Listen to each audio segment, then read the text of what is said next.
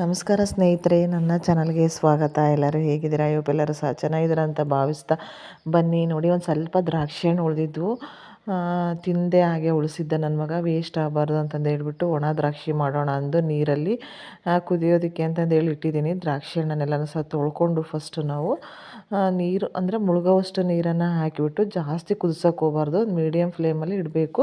ನೋಡಿ, ದ್ರಾಕ್ಷಿ ಎಲ್ಲನೂ ಸಹ ಒಂದು ಸ್ವಲ್ಪ ದಪ್ಪ ಸೈಜ್ ಆಗುತ್ತೆ.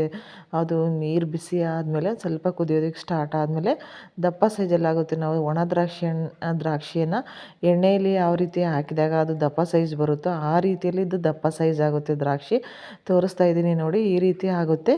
ಈ ನಂತರದಲ್ಲಿ ನಾವು ತೆಗಿಬೇಕಾಗುತ್ತದೆ. ಜಾಸ್ತಿ ಕುದಿಸೋದಕ್ಕೆ ಹೋಗಬಾರ್ದು. ಸ್ವಲ್ಪನೇ ಈ ರೀತಿಯಲ್ಲಿ ದಪ್ಪ ಆದಮೇಲೆ ನಮಗೆ ಗೊತ್ತಾಗ್ಬಿಡುತ್ತೆ ಸೈಜ್ ಡಿಫ್ರೆನ್ಸ್ ಯಾವ ರೀತಿ ಆಗಿದೆ ಅಂತ.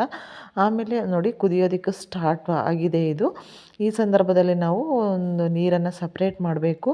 ನಾವು ಜಾಸ್ತಿ ದ್ರಾಕ್ಷಿ ಹಣ್ಣು ಇದ್ದಾಗ ಮನೆಯಲ್ಲಿ, ಈಗ ದ್ರಾಕ್ಷಿ ಹಣ್ಣಿನ ಸೀಸನ್ನು, ಇಂಥ ಸಂದರ್ಭದಲ್ಲಿ ನಾವು ಒಂದು ಸ್ವಲ್ಪ ತೊಗೊಂಡು ಬಂದು ಮನೆಯಲ್ಲೇ ನಾವು ಸುಲಭವಾಗಿ ಒಂದು ಹೈಜಿನಿಕ್ಕಾಗಿ ನಾವು ಒಣ ದ್ರಾಕ್ಷಿಯನ್ನು ಮಾಡ್ಕೋಬೋದಾಗಿದೆ. ಒಂದು ಸ್ವಲ್ಪನೇ ಇದ್ದು ನಮ್ಮ ಮನೆಯಲ್ಲಿ, ಅವನ್ನೇ ಮಾಡ್ತಾಯಿದ್ದೆ.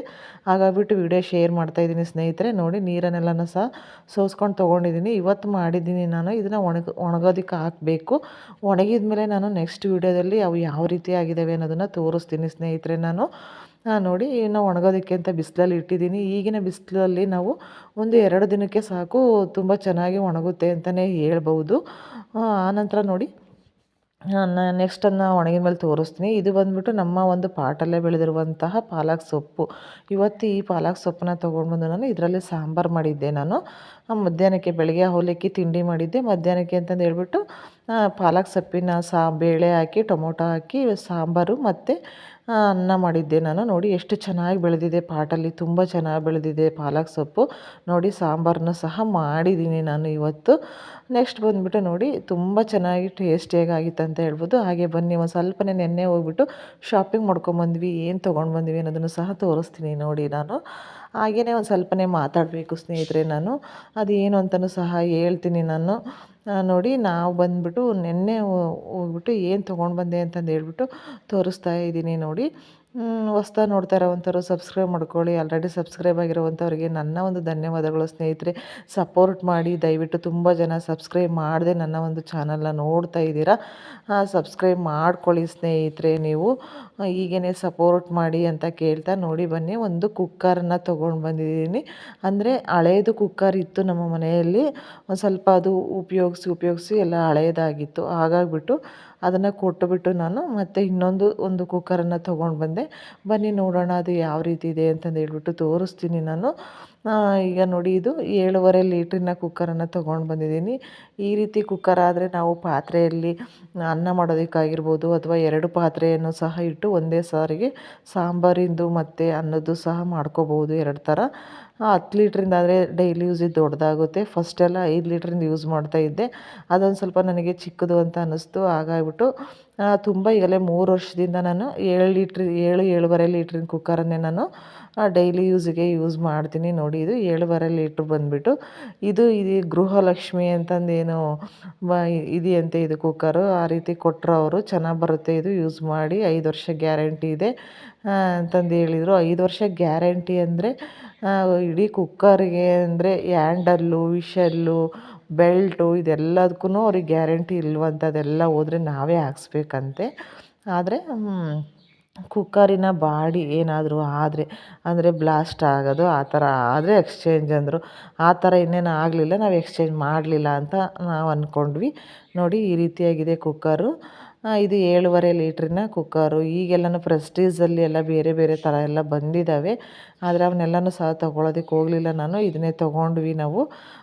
ಇದಕ್ಕೂ ಸಹ ಒಂದು ISI ಮಾರ್ಕ್ ಇದೆ. ಆಮೇಲೆ ಇದನ್ನು ಇಂಡಕ್ಷನ್ನು ಸ್ಟೌವಲ್ಲಿನೂ ಸಹ ಯೂಸ್ ಮಾಡ್ಬೋದು ಅಂತ ಹೇಳಿದರು. ಅಂದರೆ ಕರೆಂಟಿನ ಸ್ಟವ್ ಬರುತ್ತೆ ನೋಡಿ, ಅದರಲ್ಲೂ ಸಹ ಇದನ್ನು ಯೂಸ್ ಮಾಡ್ಬೋದು ಅಂತ ಹೇಳಿದರು. ನಾವೇನು ಕರೆಂಟಿನ ಸ್ಟವಲ್ಲೆಲ್ಲ ಏನು ಮಾಡೋದಿಲ್ಲ, ಗ್ಯಾಸಲ್ಲೇ ಮಾಡೋದಲ್ವ. ಹಾಗಾಗಿಬಿಟ್ಟು ನೋಡಿ, ತುಂಬ ಅಗಲವಾಗಿರೋದ್ರಿಂದ ಇದರಲ್ಲಿ 2 ಪಾತ್ರೆಗಳನ್ನು ಆರಾಮವಾಗಿ, ಸ್ವಲ್ಪ ದೊಡ್ಡ ಸೈಜಿನ ಪಾತ್ರೆನೂ ಸಹ ಇಟ್ಟು ಅನ್ನನೂ ಸಹ ಮಾಡ್ಬೋದು. ಚೆನ್ನಾಗಿದೆ ಅಂತಲೇ ತೊಗೊಂಡು ಬಂದ್ವಿ. ಸೊ ನಿಮಗೆ ಏನು ಅನ್ನಿಸ್ತು ಹೇಳಿ. ಹಾಗೆ ಸ್ನೇಹಿತರೆ, ಮತ್ತು ಇನ್ನೊಂದು ಏನು ಅಂದರೆ, ಇತ್ತೀಚಿನ ದಿನಗಳಲ್ಲಿ ಏನಾಗುತ್ತೆ ಅಂದರೆ ಒಂದು ನಮ್ಮಂಥ ಒಂದು ವಿಡಿಯೋಗಳ್ನ ಯಾರೂ ನೋಡೋದೇ ಇಲ್ವೇನೋ ಅಂತ ಅನಿಸುತ್ತೆ. ಒಂದೊಂದು ಸಾರಿ ವಿಡಿಯೋ ಮಾಡುವಾಗ ಬೇಜಾರು ಆಗುತ್ತೆ. ಏಕೆಂದರೆ ವ್ಯೂಸೇ ಬರ್ತಾ ಇಲ್ಲ, ಹಾಗಾಗಿ ಏನಕ್ಕೆ ಮಾಡೋದಪ್ಪ ಅಂತಲೂ ಅನಿಸುತ್ತೆ. ಆದರೂ ನಮ್ಮ ಪ್ರಯತ್ನ ನಾವು ಮಾಡೋಣ ಅಂತಂದು ಮಾಡ್ತಾ ಇದ್ದೀನಿ. ಯಾಕೋ ತುಂಬ ಬೇಜಾರಾಗುತ್ತೆ, ಇತ್ತೀಚೆಗೆ ವ್ಯೂಸೇ ಬರ್ತಾ ಇಲ್ಲ, ಏನಕ್ಕೆ ಮಾಡೋದು ಅಂತಲೂ ಅನಿಸುತ್ತೆ ವೀಡಿಯೋಗಳ್ನ. ಯೂಟ್ಯೂಬಲ್ಲಿ ಹೇಗಾಗಿದೆ ಅಂದರೆ ಇತ್ತೀಚಿನ ದಿನಗಳಲ್ಲಿ ಒಳ್ಳೆ ಕಂಟೆಂಟ್ ಇರುವಂಥ ವೀಡಿಯೋಗಳ್ನ ನೋಡೋದು ತುಂಬಾ ಕಡಿಮೆ ಆಗಿದೆ. ಸುಮ್ಮನೆ ಜಗಳ, ಅವ್ರ ಮನೆ ಜಗಳ, ಇವ್ರ ಮನೆ ಜಗಳ, ಅವ್ರು ಹಾಗೆ ಮಾಡಿದರು, ಇವ್ರು ಹೀಗೆ ಮಾಡಿದರು, ಅವ್ರು ಸರಿ ಇಲ್ಲ, ಇವ್ರು ಸರಿ ಇಲ್ಲ ಅಂತಂದು ಏನು ಟಾಪಿಕಲ್ಲಿ ವೀಡಿಯೋಗಳ್ನ ಮಾಡ್ತಾರೆ ಅವೇನೇ ಹೆಚ್ಚಿಗೆ ವೈರಲ್ ಆಗ್ತಾ ಇದ್ದಾವೆ. ತುಂಬ ವ್ಯೂಸ್ ಬರ್ತವೆ ಆ ಥರ ವೀಡಿಯೋಗಳಿಗಾದರೆ. ಅಂಥ ವೀಡಿಯೋಗಳು ನೋಡೋದಕ್ಕೆ ಇಂಟ್ರೆಸ್ಟ್ ತೋರಿಸ್ತಾರೆ. ನಮ್ಮಂಥ ವೀಡಿಯೋಗಳ್ನೆಲ್ಲ ನೋಡೋದಕ್ಕೆ ಇಂಟ್ರೆಸ್ಟ್ ತೋರಿಸೋದಿಲ್ಲ ಅಂತಲೇ ತುಂಬಾ ಬೇಜಾರಾಗ್ತಾ ಇದೆ ಸ್ನೇಹಿತರೆ. ಹಾಗೆ ನೋಡಿ, ಇದು ಒಂದು ಇಡ್ಲಿ ಪಾತ್ರೆಯನ್ನು ಸಹ ತೊಗೊಂಡು ಬಂದೆ, ಈ ರೀತಿಯಾಗಿರುವಂಥದ್ದು. ಮೊದಲು ಈ ಮನೆಯಲ್ಲಿ ಹಳೇದಿರುವಂಥದ್ದು ಇಡ್ಲಿದು ಕುಕ್ಕರು ಅಂತ ಏನು ಹೇಳ್ತಾರೆ ನೋಡಿ, ವಿಶಲ್ ಬರುತ್ತಲ್ವ, ಆ ರೀತಿಯದ್ದು ಕುಕ್ಕರ್ ಇದೆ. ಅದು ಸುಮಾರು ಈಗ 17 ವರ್ಷ ಆಯಿತು ಅದನ್ನು ಯೂಸ್ ಮಾಡೋದಕ್ಕೆ ಸ್ಟಾರ್ಟ್ ಮಾಡಿ. ಹಾಗಾಗ್ಬಿಟ್ಟು ಅದನ್ನು ನಮ್ಮಮ್ಮ ಕೊಡಿಸಿದ್ರು. 17 ವರ್ಷ ಆಯ್ತದು. ಅದನ್ನೇ ಈಗಲೂ ಸಹ ಯೂಸ್ ಮಾಡ್ತಾಯಿದ್ದೀನಿ. ಏನಾಗಿಲ್ಲ, ಚೆನ್ನಾಗಿದೆ. ಅಂದರೆ ಸ್ವಲ್ಪ ಹಳೇದಾಗಿದೆ.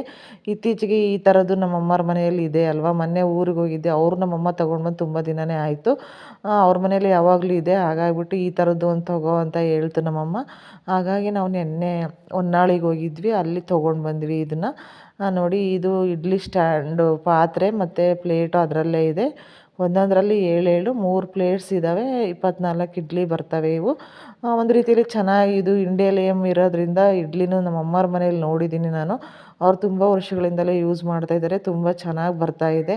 ಹಾಗೆ ಬಂದ್ಬಿಟ್ಟು ಈ ಪಾತ್ರೆಯಲ್ಲಿ ನಾವು ಸ್ಟೀಮಲ್ಲಿ ಏನು ಬೇಕಾದ್ರೂ ನಾವು ಶಾವಿಗೆ ಬೇಯಿಸ್ಕೊಳ್ಳೋದಾಗಿರ್ಬೋದು, ಕಡು ಬೇಯಿಸೋದಾಗಿರ್ಬೋದು, ಈ ರೀತಿಯಲ್ಲಿ. ಆಮೇಲೆ ತಟ್ಟೆ ಇಡ್ಲಿ ಅಂತ ಏನು ಮಾಡ್ತೀವಿ ನೋಡಿ, ಅದನ್ನು ಸಹ ನಾವು ಈ ಒಂದು ಪಾತ್ರೆಯಲ್ಲಿ ನಾವು ಬೇಯಿಸ್ಕೋಬೋದು, ಮಾಡ್ಕೋಬೋದು. ಒಂದು ರೀತಿ 2 in 1 ಥರ ಮಾಡ್ಕೋಬೋದು. ಇಂಡಿಯಲಿಯಮ್ ಇದೆ ನೋಡಿ, ಈ ರೀತಿಯಲ್ಲಿದೆ. ಇದನ್ನು ಸಹ ತೊಗೊಂಡು ಬಂದೆ ನಾನು. ಸೊ ಇದನ್ನೇನು ಶೇರ್ ಮಾಡೋ ಅವಶ್ಯಕತೆ ಇಲ್ಲ, ಬೇಜಾರಾಯಿತು, ಬೇಡ ಬಿಡು ಅಂತ ಅಂದ್ಕೊಂಡೆ. ಹಾಗೆ ಒಂದು ಸ್ವಲ್ಪ ನಿಮ್ಮ ಜೊತೆ ಮಾತಾಡಿದಾಗ ಆಯಿತು ಅಂತಂದು ಹೇಳ್ಬಿಟ್ಟು ವಿಡಿಯೋ ಶೇರ್ ಮಾಡ್ತಾಯಿದ್ದೀನಿ. ಹಾಗೆಯೇ ಇದನ್ನು ವಿಡಿಯೋ ಶೇರ್ ಮಾಡಿದರೆ ಒಂದು ನೆನಪಲ್ಲಿ ಉಳಿಯುತ್ತೆ. ನಾವು ಇಂಥ ದಿವಸ ಈ ಥರದ್ದು ಒಂದು ಇಡ್ಲಿ ಪಾತ್ರೆ ಆಮೇಲೆ ಕುಕ್ಕರು ತಂದಿದ್ವಿ ಅನ್ನುವಂಥದ್ದು ನೆನಪಲ್ಲಿ ಉಳಿಯುತ್ತೆ ಅಂತಲೂ ಅಂದ್ಕೊಂಡು ನಾನು ವಿಡಿಯೋನ ಶೇರ್ ಮಾಡಿ, ಅದ್ರ ಜೊತೆಗೆ ಒಂದು ಸ್ವಲ್ಪ ನನಗೆ ಒಂದು ಸ್ವಲ್ಪ ಅನಿಸಿದ್ದನ್ನು ನಾನು ಶೇರ್ ಮಾಡ್ತಾಯಿದ್ದೀನಿ ಅಷ್ಟೇ. ನಮ್ಮಂಥ ವೀಡಿಯೋಗಳ್ನೆಲ್ಲ ಅಂದರೆ ಒಳ್ಳೆ ಕಂಟೆಂಟ್ ಇರುವಂಥ, ಒಂದು ಉಪಯೋಗ ಆಗುವಂತಹ ವೀಡಿಯೋಗಳ್ನ ನೋಡೋದು ತುಂಬಾ ಕಡಿಮೆ. ಅವಕ್ಕೆಲ್ಲ ವ್ಯೂಸ್ ತುಂಬ ಕಡಿಮೆ ಬರುತ್ತೆ. ಇನ್ನು ಅವ್ರ ಜಗಳ, ಇವ್ರ ಜಗಳ, ಅವ್ರು ಹಾಗೆ ಮಾಡಿದರು, ಇವ್ರು ಹೀಗೆ ಮಾಡಿದರು ಅನ್ನೋಂಥ ವೀಡಿಯೋಗಳಿಗೆ ಲಕ್ಷ ವ್ಯೂಸ್ ಬರುತ್ತೆ. ಏನೋ ಗೊತ್ತಿಲ್ಲ, ಯೂಟ್ಯೂಬರೇ ಆ ಥರನೋ ಏನೋ ಗೊತ್ತಿಲ್ಲ, ಅಂಥ ವೀಡಿಯೋಗಳ್ನ ಅವ್ರು ರೆಕಮೆಂಡ್ ಮಾಡ್ತಾರೋ, ಎಲ್ಲ ಒಂದು ಏನಂದು ಹೇಳ್ತೀವಿ ಮೊಬೈಲ್ಗಳಲ್ಲಿ ಅವನೇ ಒಂದು ರೆಕಮೆಂಡ್ ಮಾಡಿಬಿಟ್ಟು ಅವೇ ಒಂದು ಮೇನ್ ಪೇಜಲ್ಲಿ ಬರೋ ರೀತಿಯಲ್ಲಿ ರೆಕಮೆಂಡ್ ಮಾಡಿರ್ತಾರೋ ಏನೋ ಗೊತ್ತಿಲ್ಲ. ಸೊ ನಮ್ಮ ಒಂದು ಅದೃಷ್ಟ ಏನಿದೆಯೋ ಏನೋ ಗೊತ್ತಿಲ್ಲ, ನೋಡೋಣ. ಹಾಗೆ ಒಂದು ಲೈಟ್ರನ್ನ ತೊಗೊಂಡೆ, ನೋಡೋಣ ಇದೇ ರೀತಿಯಾಗಿ ನೀವೆಲ್ಲನೂ ಸಹ ಸಪೋರ್ಟ್ ಮಾಡ್ತೀರಾ ಅಂತ ಭಾವಿಸಿಬಿಟ್ಟು ನಾನು ಸ್ನೇಹಿತರೆ, ದಯವಿಟ್ಟು ಒಂದು ಸಪೋರ್ಟ್ ಮಾಡಿ ಅಂತ ಹೇಳ್ತಾ ಈ ಒಂದು ಚಿಕ್ಕ ವಿಡಿಯೋವನ್ನು ಶೇರ್ ಮಾಡಿದ್ದೀನಿ ನಾನು. ನನಗೆ ಅನಿಸಿದ ಅಭಿಪ್ರಾಯವನ್ನು ಶೇರ್ ಮಾಡಿದ್ದೀನಿ. ದಯವಿಟ್ಟು ತಪ್ಪು ತಿಳ್ಕೊಬೇಡಿ, ಸಬ್ಸ್ಕ್ರೈಬ್ ಮಾಡ್ಕೊಂಡು ಸಪೋರ್ಟ್ ಮಾಡಿ ಅಂತ ನಿಮ್ಮೆಲ್ಲರಲ್ಲಿ ಕೇಳ್ಕೊಳ್ತಾ ಮುಂದಿನ ವಿಡಿಯೋದಲ್ಲಿ ಸಿಗೋಣ. ಎಲ್ಲರಿಗೂ ಸಹ ಧನ್ಯವಾದಗಳು ಸ್ನೇಹಿತರೆ.